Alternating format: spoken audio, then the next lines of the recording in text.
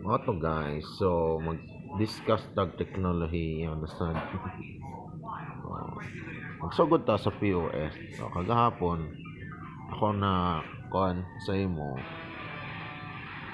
ang gamay lang na portion sa POS. Atong dungagan. Dungagan ato. Ang atong idungag unsaon siya pag buhat o og unsang mga kailangan para makabuhat ka og POS. So di na ta magdugay pa no.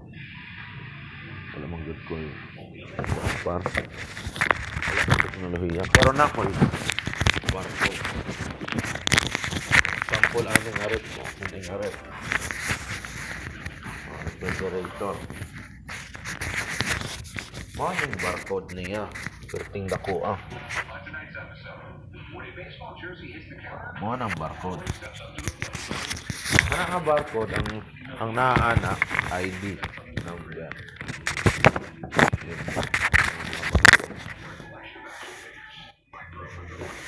ganing libro ha may barcode.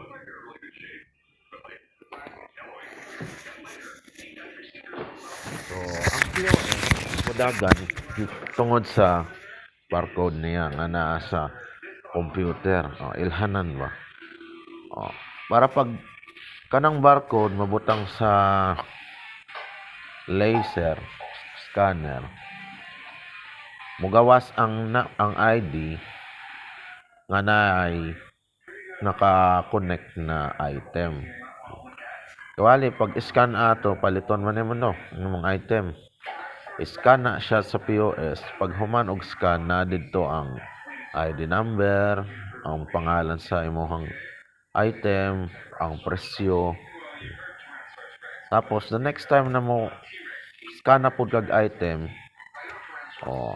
barcode gihapon ang kuanan mudagan na siya sa POS antod sa ma-order nimong item pagka human nimong order magbayad ta kwarta ihatag sa kahera tapos